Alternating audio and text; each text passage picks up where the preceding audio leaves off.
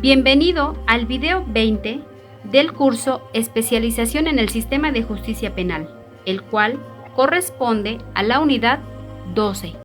Después tenemos la técnica cognitiva. Esta es la segunda que nos establecen los especialistas y que hemos utilizado muchísimas veces, a veces sin conocer siquiera el nombre de esta técnica, pero ya se domina regularmente. Aquí los entrevistadores manejan las 5 técnicas antes señaladas, más otras 4 referentes a recordar el contexto, a decirlo todo, a recordar los acontecimientos en orden diferente y el cambio de perspectiva. Entonces, se utiliza todo lo que comentamos hace unos momentos con la técnica anterior. Sin embargo, se van a utilizar otros 4 referentes. ¿Cuáles son? Los vamos a ir mencionando y explicando brevemente. 1. Restauración mental del contexto. Al individuo se le pide intentar restaurar o recrear lo más completo posible el contexto que rodeaba el acontecimiento, incluyendo el estado emocional interno. La razón teórica para el uso de esta estrategia descansa en el principio de especificidad de la codificación, donde esta estrategia proporciona claves adicionales para que en la recuperación sean reincorporadas características presentes en el momento de la codificación original. Quiere decir que si a alguien le haces tratar que recuerde todo lo que sucedió hasta cuestiones muy específicas, eso que había olvidado al recordar algo en concreto lo lleva a empezar a recordar lo demás. Solito se va a ir guiando bajo un parámetro estructurado de tiempos donde va a ir recordando todo derivado de hacerlo recordar cualquier cuestión en el tiempo. Un ejemplo de esto es: intente reconstruir en su mente el contexto que rodeó al incidente. Piense cómo era el entorno circundante en la escena del crimen: habitaciones, la iluminación, el tiempo, cualquier olor y gente u objetos cercanos. Piense también en lo que entonces sentía y piense su reacción ante el incidente. Mentalmente, sitúese allí como en el momento en que el incidente sucedió. Entonces, al recordar esa habitación, esa luz que te daba en ese momento en la cara, o esa oscuridad, o ese olor que me llegó, entonces me lleva a ese momento en específico y ya empiezo a recordar, mi mente empieza a trabajar y a relacionar y a vincular todo lo que observamos o escuchamos en ese lugar en específico. El segundo elemento que también integra esta técnica es decirlo todo, o técnica de la compleción. Esta técnica tiene como finalidad que el entrevistado diga todo lo que sepa. Es común que en las actuaciones reales los testigos o víctimas retengan información de lo sucedido, no por el hecho de su ocultación, sino por considerar que la misma puede ser irrelevante para el investigador. Hay que hacerles entender que pequeños detalles pueden llevar asociados otros cuya importancia pueda ser vital para la investigación. Animar al entrevistado a no autocensurarse puede permitir al investigador descubrir elementos nuevos que puede contrastar posteriormente o eliminar en cualquier momento si no los considera de valor. En ocasiones, a la persona que estás entrevistando cree que no todo es importante, entonces va eliminando ciertas cuestiones. Sin embargo, y ustedes lo saben como policías, que todo indicio, todo pequeño detalle te puede ayudar a resolver una situación, esclarecer los hechos, lo más mínimo que exista. Y al contrario, hay muchas veces que compañeros, en vez de animarlo a que dé todos los detalles y que no importa que no crea que tenga relación, me lo tiene que decir. Hasta ellos están comentando algo en la entrevista, están señalando cierta información y muchas veces hasta se le detiene. No, eso no es importante, mejor siga a lo siguiente que ocurrió, o mejor absténgase a lo que le estoy preguntando. Entonces, desde ese momento te estás cerrando a menos información que te pueda ayudar a esclarecer los hechos. Vamos a poner el ejemplo. Algunas personas guardan información porque no están muy seguras de que sea importante. Por favor, no elimine nada de su relato, incluso cosas que crea que no son importantes. Es lo que mencionábamos hace unos momentos. Que te diga todo, aunque se tarde mucho tiempo, como comentamos, una característica del entrevistador es mostrar atención a la persona y ser paciente y tolerante además en esta circunstancia. El tercer elemento es recordar los acontecimientos en un orden diferente. Al entrevistado se le pide que recuerde el acontecimiento en más de un orden secuencial, es decir, recordar el acontecimiento desde el final al principio o desde la mitad, etcétera. Esta estrategia puede también ser aplicada a detalles de bajo interés, como en el escaneo de imágenes. Es un modelo de memoria que establece que, cambiando el orden del recuerdo, se posibilitaría el uso de una descripción de la recuperación diferentes. Una nueva descripción incrementaría la probabilidad de recuperar nueva información. Entonces, esta técnica se basa en que no solamente te establezca cómo sucedieron los hechos comenzando desde un inicio. Después le puedes preguntar desde un cierto punto en específico que te haya mencionado y empezar a describir desde ahí o hacerlo de manera inversa. ¿De qué sirve también que su cerebro, su mente empieza a trabajar de distinta manera y al hacerlo, cambiando la estructura de la misma, puede empezar a recordar otras cuestiones que no lo hacía con esta cuestión lineal que llevaba desde el inicio al fin? El ejemplo que tenemos es el siguiente. Es natural repasar el incidente de principio a fin, sin embargo, también debe intentar repasar los sucesos en orden inverso. Como alternativa, intenta empezar con la cosa que más le impresionó del suceso y después vaya a partir de ahí, tanto hacia adelante como hacia atrás. Hay un punto de quiebre, hay un punto de flexión que debemos entender, o a veces hay varios, y desde ahí empezar nuevamente nuestra entrevista a ver qué más sucede, tanto hacia adelante como hacia atrás en el tiempo. El último elemento, el cuarto elemento que se agrega en esta técnica es el cambio de perspectiva. Al entrevistado se le pide recordar el acontecimiento como si lo estuviera viendo desde la perspectiva de otra persona. La razón teórica puede estar de nuevo derivada de algunos modelos de memoria. Los cambios de perspectiva forzarían a un cambio en la descripción de la recuperación, haciendo de este modo que esté disponible nueva información. Este aporte indica que un cambio de perspectiva influenciaría en las claves de recuperación implícitas que promueven el recuerdo de una nueva información, lo que sugiere que sus efectos pudieran operar fuera del conocimiento consciente del individuo. Aquí se trata que le preguntaran, a ver, si usted se hubiera encontrado en este lugar en específico, distinto a donde lo vio, ¿qué cree que hubiera observado distinto? ¿Cuál sería la perspectiva desde ese ángulo? O donde se encontraba Juan, que es el otro testigo, ¿qué usted cree que vio de acuerdo a esa perspectiva en la que se encontrara? Esto se deriva de estudios que se han hecho. Muchas veces el error que comete el Ministerio Público, la defensa, es cuando trata de adiestrar a los testigos para que digan exactamente lo mismo. Y ya está comprobado científicamente que si tienes 4 testigos desde distintos lugares, jamás te van a poder ver bajo la misma perspectiva y tiene que haber variaciones en lo que te digan, ya sea en la entrevista o en el interrogatorio, contrainterrogatorio, etcétera. Hay estudios donde se han puesto 5 personas en una habitación y en el centro le ponen algún evento, algún acto, alguna circunstancia, y ya cuando los entrevistan de manera separada, te dan perspectivas distintas, no pueden ser iguales y por lo tanto te van a aportar mayor información. A esto se deriva esta técnica y por eso también es importante tener más testigos que lo hayan visto o percibido desde distintas perspectivas o ángulos. Ejemplo, intente recordar el incidente desde las distintas perspectivas que haya podido tener o adopte la perspectiva de otros que estaban presentes durante el incidente.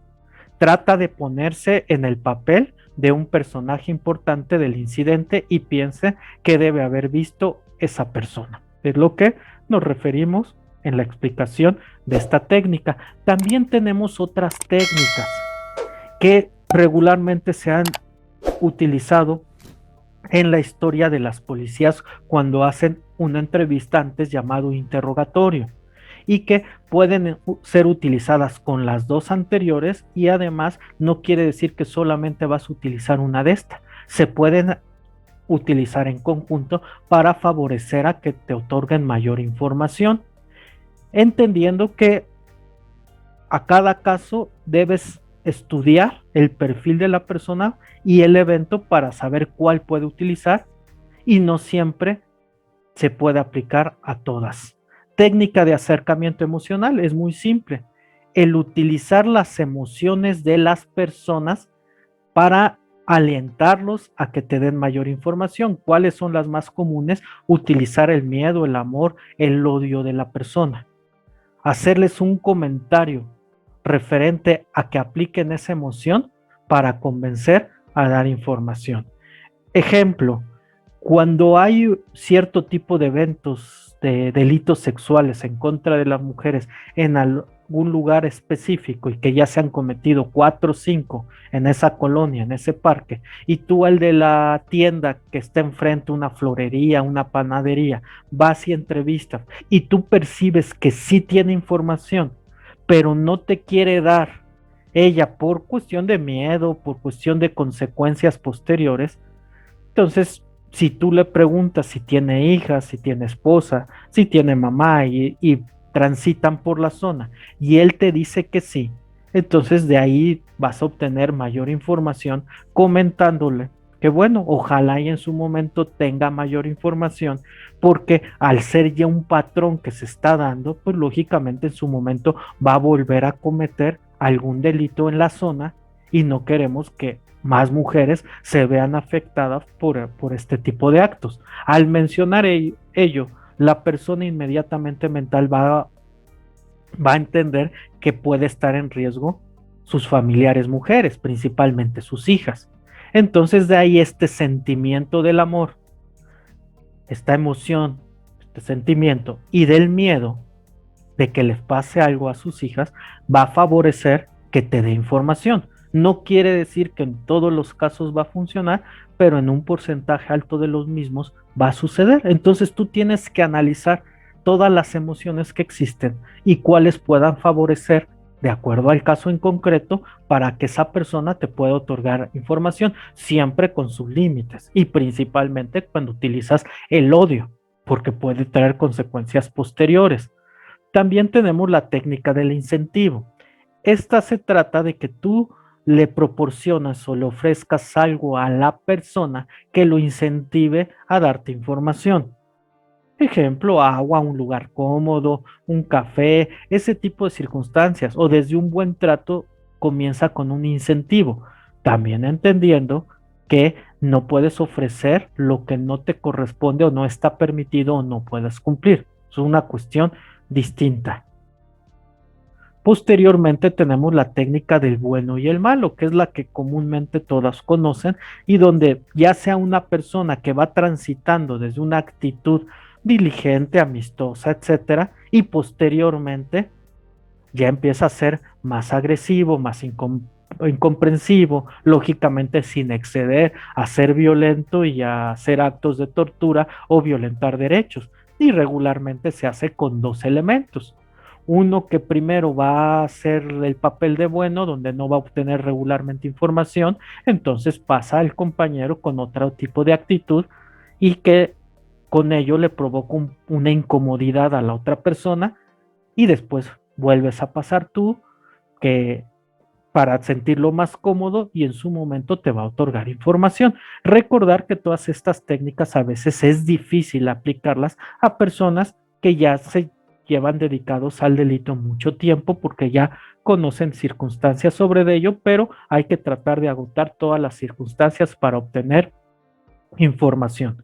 Técnica del orgullo y amor propios. Hay personas que tienen, ¿sí?, un ego muy grande o hay personas que al contrario, su ego es muy pequeñito, ¿sí? Tienen una inestabilidad, tienen un amor propio muy bajo y por lo tanto hay que saber, los que se sienten superiores o tienen un ego grande, pues comentando los que nos están dando información muy importante, que de acuerdo a su perfil se ve que nos pueden ayudar muchísimo al esclarecimiento de los hechos, pues lógicamente les subes el ego. Y a los que no, pues a los que ves que tienen un perfil bajo y un amor propio en los suelos, pues también esta circunstancia favorece. Ya que se sienten así, pero tú los haces sentir todo lo contrario, pues lógicamente se va a ayudar a que hablen más sobre esta circunstancia. Y después tenemos la técnica del acercamiento tiro rápido. Es cuando ya conoces todo el contexto, ya los escuchaste, ya analizaste, sin embargo tienes dudas sobre ciertas cuestiones o que te está mintiendo por la actitud que demostró o porque se ha contradecido en algunas cuestiones, entendiendo que por regla general el que miente, como lo está acomodando en ese momento, más del 90% de veces que mienten, no lo recuerdan qué es lo que dijeron exactamente. Sin embargo, el receptor de esta comunicación, el que está recibiendo esa información, sí retiene lo que le están diciendo, porque sí lo está procesando mentalmente. Entonces, por consiguiente, yo como entrevistador sí estoy entendiendo lo que me estás diciendo, estas mentiras que probablemente estás diciendo, ya las registré, pero tú no lo vas a recordar. ¿Y cómo lo voy a demostrar en su momento si sí es verdad o es mentira? Es empezar posteriormente a hacer preguntas rápidas y que no dejes pensar a la persona y después esa misma pregunta la vuelves a repetir en tiempos distintos para ver si coincide con lo mismo. Es como cuando te hacen una evaluación psicométrica donde te hacen un montón de preguntas como 400 y tienes un tiempo específico para contestarla y te repiten 15 o 20 veces la misma para ver si realmente coincide todas las veces que has dado respuesta a la misma. Si ustedes analizan todas estas técnicas que hemos mencionado, regularmente no las aplican en algo que pasan todos los integrantes del Sistema Nacional de Seguridad Pública, en la evaluación de control y confianza, donde se obtiene información anterior mediante un psicométrico, mediante un psicológico, mediante un socioeconómico, y ya cuando se llega al polígrafo, pues toda esa información, más toda la que le das en el momento que te aplican estas técnicas, pues lógicamente muchos compañeros, por desgracia, se presionan y empiezan a entrar en contradicción o les empieza a dar nervios. Entonces, todas estas técnicas que nos aplican ahí, pues son las que nosotros deberíamos o aplicamos en la realidad y en el campo en la investigación de un delito. Por eso a veces es increíble cómo algunos amigos caen en ese tipo de circunstancias si se supone somos especialistas en ello y en control y confianza caemos bajo estas técnicas. Después tenemos kinésica, kinesis o kinestésica. Brevemente quiero explicarlo, es algo que debes conocer cuando realizas entrevistas o en cualquier momento cuando tienes relaciones de actos de investigación. Kinésica y lenguaje corporal. La kinésica es el estudio de los movimientos corporales. Los movimientos del cuerpo se perciben principalmente por medio de la vista. La kinésica puede dividirse en tantas áreas como conductas diferentes humanas y se establece la siguiente división, que es observar a la persona qué actitud corporal tiene, porque hay un principio donde te dice, es más fácil mentir con la palabra que con el cuerpo, porque casi siempre viene de un inconsciente. No controlamos esta circunstancia y tenemos patrones específicos que no son universales, por eso es un estudio mucho más extenso, pero sí te dan muchas veces generalidades, patrones en la mayoría de personas que cierto acto de tu cuerpo, de tus gesticulaciones, de tu movimiento de ojos, te dan ciertas circunstancias o ciertas probabilidades de cuál es el comportamiento o la actitud de esa persona en el momento. Por lo tanto, lo que estudia son los movimientos principales del cuerpo, como postura y posición. También estudia los movimientos menores del cuerpo, movimientos en manos, brazos y piernas. Y lo tercero, que para mí es muy importante, es las expresiones faciales y los movimientos de los ojos.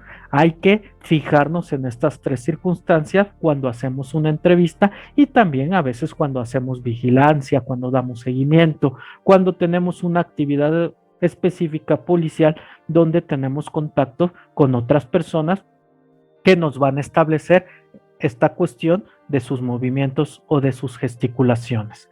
La técnica de kinesis en entrevistas está completamente basada en el concepto de presión. Se define la presión como aquellas fuerzas que tienden a empujar al cuerpo y mente fuera del equilibrio físico y psicológico. Entonces, la técnica de kinesis funciona más cuando la persona está en una situación de presión, donde su estabilidad lógicamente no está al 100 y por lo tanto está fuera de control, donde su inconsciente lo va a llevar a hacer mayores actos, mayores movimientos corporales, gesticulaciones y movimientos de ojos. Entonces hay que estar atento. Comentaba hace rato, cuando se está en el polígrafo estamos en una situación de presión que no estamos en nuestro hábitat natural, nos están sacando de nuestra zona de confort y por lo tanto entre más presionados nos sintamos, vamos a expresarle más a quien nos está evaluando bajo estas circunstancias. Igual en una entrevista, esa persona no está acostumbrada a que se le pregunten cuestiones del delito, es más, vivió algo anteriormente como testigo víctima que no está acostumbrado. Entonces, por consiguiente, está bajo un estado de presión y nos puede establecer más cuestiones de kinesis que tenemos que observar para poder guiar nuestra entrevista y saber si realmente nos están diciendo la verdad o mentira, entendiendo que no es una ciencia exacta, que no es una cuestión que nos va a definir precisamente y decir si me está mintiendo, si está diciendo la verdad, no, pero sí nos puede guiar y nos puede ayudar mucho en una entrevista. Hay mucho material sobre ello, les sugiero que lo lean, que analicen todo lo que se establece en este material para dominar la cuestión de kinesis y también en este caso la proxemia. ¿Qué es la proxemia? Al estudio de la forma en que las personas usan el espacio y el territorio de su conducta de comunicación se le llama proxemia. Con frecuencia las personas colocan sus sillas de modo tal a que delimiten territorios mismos que están dispuestos a defender hasta donde sea posible. El espacio en la sala de interrogatorios no siempre utiliza o aprovecha de manera efectiva los recursos que la componen. Aunque existen diversos factores que obligan a proceder de este modo, como el cuarto de interrogatorio, el tiempo disponible, el tipo de persona, etc. Entonces realmente la proxemia es saber cómo utilizar los espacios, la distancia personal, la iluminación, el contexto de un inmueble, el contexto del clima, del sol, todo lo que nos rodea, cómo utilizarlo, el inmobiliario y las distancias entre personas. Saber cómo puedo que se sienta más cómodo la persona o cómo incomodarlo más o cómo presionarlo más bajo estas circunstancias. Simplemente lo pongo en la cuestión de los políticos. Cuando empiezan una campaña, tratan de usar el espacio íntimo dentro de la proxemia. ¿Por qué? Porque necesitan que los ciudadanos crean que son próximos y que realmente se interesen. Sin embargo, cuando ya ganaron en las elecciones bajo cualquier puesto político, la mayoría de las veces ya no se acercan a la población y utilizan un espacio público lo más lejano que se tenga para nada más dar un mensaje específico sobre su actuación, pero ya no les interesa tener este acercamiento en su momento. Anexo E, por último, vamos con cuando tú haces una entrevista, se tiene que reflejar en el informe policial homologado, en este caso en el anexo respectivo, recordando que todos los actos de investigación deben ser registrados por separados. A pesar de que los menciones en el informe policial homologado, debe haber un anexo o un acta específica. Cuando no existe un anexo de ese acto de investigación, debes registrarlo por separado y debe ser firmado por el elemento policial que intervino en él, que lo ejecutó, que lo realizó. Muchas veces me dicen, es que ya lo puso en el informe policial homologado, está muy bien, yo no lo hubiera puesto, solamente lo hubiera referido en la narrativa de los hechos, que se realizó una entrevista a la víctima y en qué lugar, pero ya la entrevista como tal lo voy a registrar en este anexo, porque es una obligación que nos marca el Código Nacional, que todos los actos de investigación se deben documentar por separado y deben ir firmados por quienes intervinieron en él. Entonces, en este primer anexo de entrevista vas a tener que llenar los anexos de acuerdo a las entrevistas que realizaste. En este caso, solamente voy a poner a uno. Si fueran 2, 3 o 4, voy a seguir numerándolos: 001, 002, 003, 004. En este caso es el primero y tengo 001.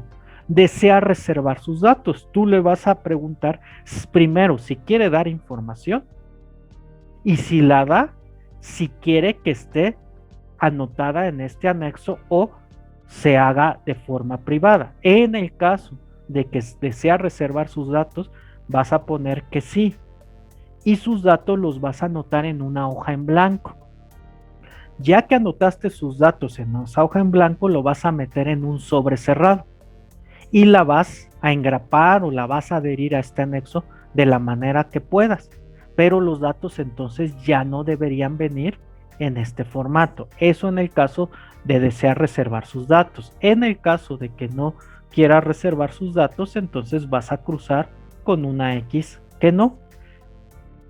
Después de ello vas a continuar con el apartado E.1, fecha y hora del lugar de la entrevista.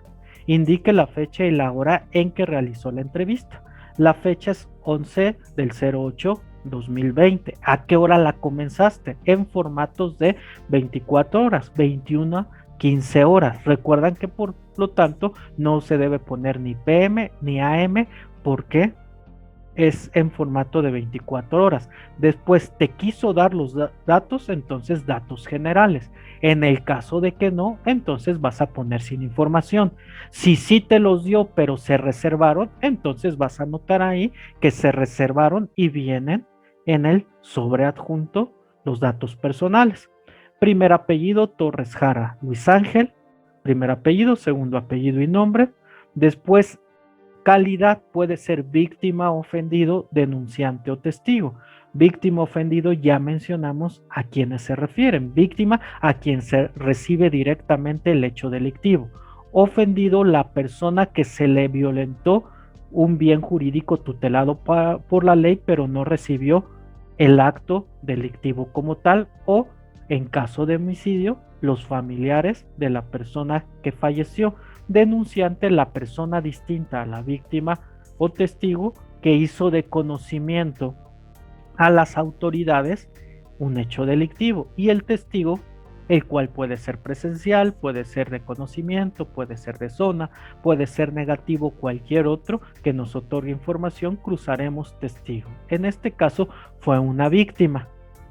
Nacionalidad, mexicana o extranjera. Es una persona mexicana y por lo tanto cruzamos con una X. Si fuera extranjera, que él nos menciona porque no tenemos la manera de corroborar en ese momento, tendremos que poner extranjera y preguntarle cuál es su nacionalidad y hacerlo de conocimiento al Ministerio Público en su momento. Sexo, lo que estamos observando. Recuerden que sexo solamente es mujer o es hombre. No existe el sexo femenino o el masculino, es género. En este caso es hombre. Fecha de nacimiento sí me la quiso dar, 11 de marzo de 2020, la edad tiene 20 años. Se identificó con algún documento, en este caso con la credencial del INE. Número de identificación, anotamos el número de la credencial del INE, le pregunto un número telefónico, si me lo quiso dar, 933 60 28 92 9, y no me proporcionó un correo electrónico, me comentó que sí tenía, sin embargo que no me lo quería proporcionar, entonces al existir pongo sin información porque no la obtuve. Después, en el domicilio de la persona entrevistada le quise preguntar, o más bien le pregunté si me podría proporcionar su domicilio, y por cuestión de seguridad no me lo quiso dar, y por lo tanto esto todo lo canceló poniendo sin información. Y abajo dice específicamente este anexo: comunique al entrevistado la facultad de abstención que le otorga el artículo 361 del Código Nacional de Procedimientos Penales. Como se los mencioné anteriormente, la persona, si quiere, nos da la entrevista, y si no quiere, no nos la da, porque el 361 del Código Nacional establece esa circunstancia. Sin embargo, pues hay que hacer todos los intentos porque nos dé la entrevista, siempre y cuando no violentemos sus derechos o esté en un estado que no es propicio hacer la entrevista. Y dos, si no podemos hacerla, buscar por todas las formas posibles de obtener su información para que el Ministerio Público lo cite en su momento, y en el caso de no acudir, solicitar el mandamiento judicial para que lo realice. Luego, el relato de la entrevista. Generalmente he visto dos formas que realizan las entrevistas. El primero, que es el más común, que para mí no es una entrevista, porque una entrevista es una serie de preguntas donde el entrevistador es el que domina, pero por cuestión muchas veces de tiempo o muchas veces por falta de conocimientos de las técnicas de entrevista, solamente se le hace una pregunta y te narra todo lo que vio. Entonces ya no hablaríamos de una entrevista, se hablaría nada más de una narrativa de los hechos donde no obtenemos mayor información. Entonces, en esta primer forma de entrevistar en el lugar de intervención o posteriormente en una entrevista formal, solo una pregunta abierta. Ejemplo: ¿qué es lo que observó, vio, presenció, etcétera? Responde entre comillas, porque al hablar entre comillas es que literalmente te está diciendo eso. Ya cuando no hay comillas, entonces sí es un resumen de lo que te menciona, pero entonces ahí ya puede haber cambios realmente por una preposición, por un pronombre o porque lo redactaste de una manera distinta. Estaba dentro del establecimiento cuando vi a dos tipos que entraron al Oxxo y uno de ellos dijo: a ver, hijos de su chingada madre. Y así sigues todo lo que te va diciendo. Al abrir comillas, así como te lo menciona, es como lo tienes que escribir, no hay de otra. Y el segundo, que es la que yo más recomiendo, la segunda forma de entrevistar, es primero pregunta abierta y luego preguntas cerradas, utilizando todas las técnicas, si se puede, o que aplican al caso en concreto que explicamos anteriormente. Ejemplo: primero le hago la pregunta abierta como en la anterior: ¿qué es lo que observó, vio, presenció, etcétera? Responde exactamente lo mismo: estaba dentro del establecimiento cuando había dos tipos que entraron al Oxxo, y así se sigue con todo, con toda la narrativa de los hechos. Yo estoy poniendo atención, yo estoy observando su kinesis, estoy utilizando cuestiones de proxemia y estoy analizando todo lo que además ya vi en el lugar de intervención, en caso de que yo hubo otros testigos, lo que me dijeron, más mi experiencia en ese tipo de delitos. Ya que lo escuché, entonces empiezo a hacerle preguntas cerradas, en específico. Ok, no me dijiste cómo iba vestida la persona, entonces le voy a preguntar: la persona con el arma corta, ¿cómo iba vestido? Responde: traía una gorra, no recuerdo el color, y una playera azul. Entonces, si yo lo relaciono con el video del Oxxo o lo relaciono con otras entrevistas, entonces le estoy ayudando al Ministerio Público para determinar que sí, esa era la persona que traía el arma. Le hago otra pregunta: ¿la otra persona traía algún arma? Responde: no, bueno, no vi que trajera nada. Entonces, desde su perspectiva, también me está afirmando lo que me dijo el otro testigo, que la otra persona no tenía un arma, y por lo tanto empiezo a manipular distintos medios probatorios en su momento para sí esclarecer realmente los hechos y en su caso hacer una acusación como debe de ser, fortaleciendo mi teoría del caso. Aquí es donde vamos a ayudar no al Ministerio Público a hacer su acusación, sino que esclarezca perfectamente los hechos y tenga todos los indicios posibles para entender qué sucedió realmente. Y así me sigo con mayores preguntas de qué de lo que no me quedó claro o de lo que no me dijo. Y en el caso de que creo que me está mintiendo, entonces voy a utilizar la técnica de tiro rápido, donde voy a hacer la misma pregunta en distintos tiempos y no voy a dejar que piense mucho la persona. Acabo una pregunta, me responde e inmediatamente le hago la siguiente pregunta. ¿Qué es otras cuestiones que vas a poner al concluir la entrevista? El horario que termina la entrevista, aspectos climáticos o cambio de lugar en la entrevista, comportamiento que presenta el entrevistado, el motivo por el que no pueda o quiera firmar en su caso o cualquier circunstancia en específico que se presente durante esta entrevista. Le vas a pedir que te firme, no lo puedes obligar. Sin embargo, muchas veces al ser testigos, ser víctimas, etcétera, a diferencia de cuando quieres que te firme un documento la persona detenida, regularmente te va a firmar, establece su firma. En el caso de que no sepa firmar, pues va a poner su huella. Si traes las herramientas suficientes, si no, vas a anotar el por qué no pudo firmar, y ya de plano, si no quiso hacerlo, entonces lo vas a anotar como tal.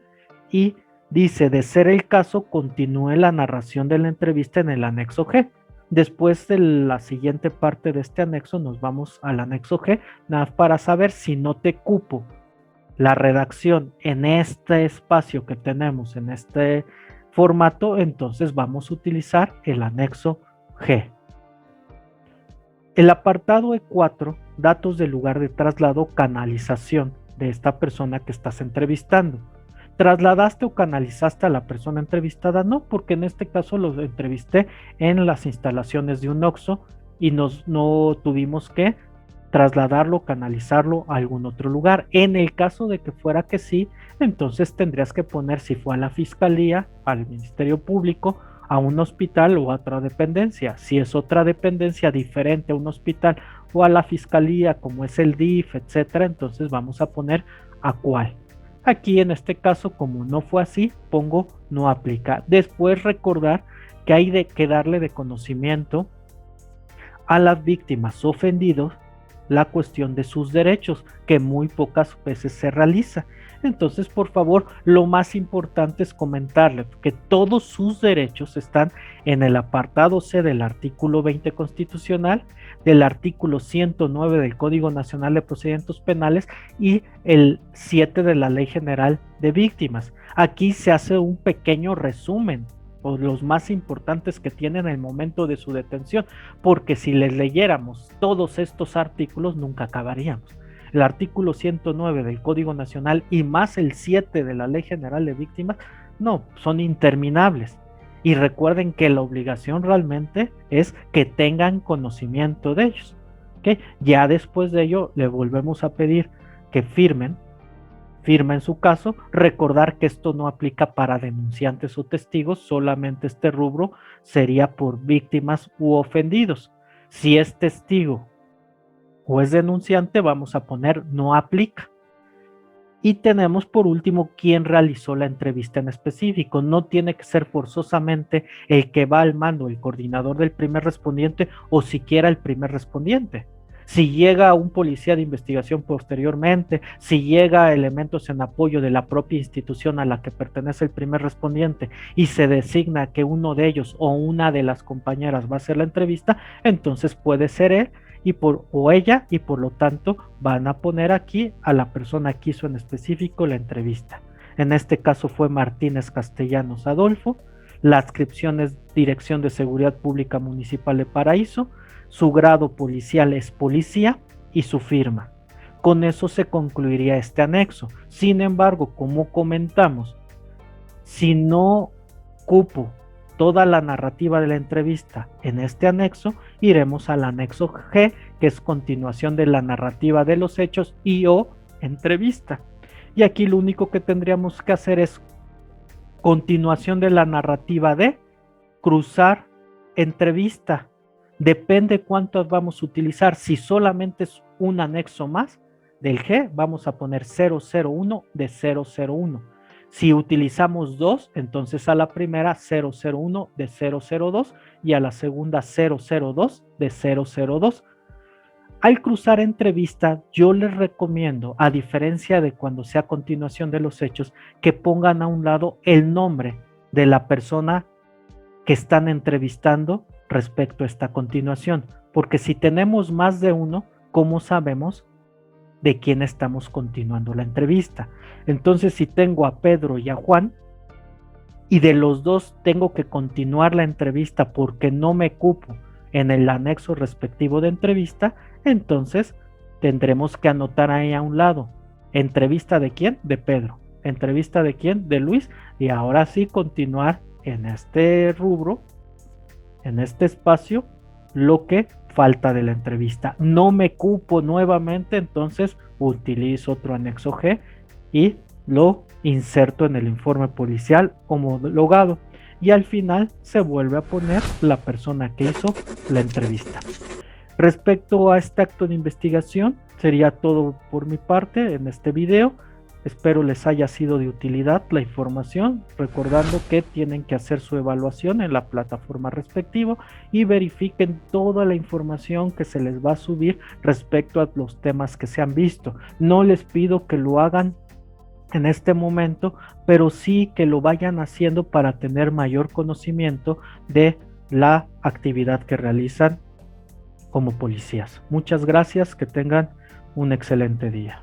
Ha terminado el video 20 del curso Especialización en el Sistema de Justicia Penal, el cual corresponde a la unidad 12. Si ya estás listo, responde tu evaluación.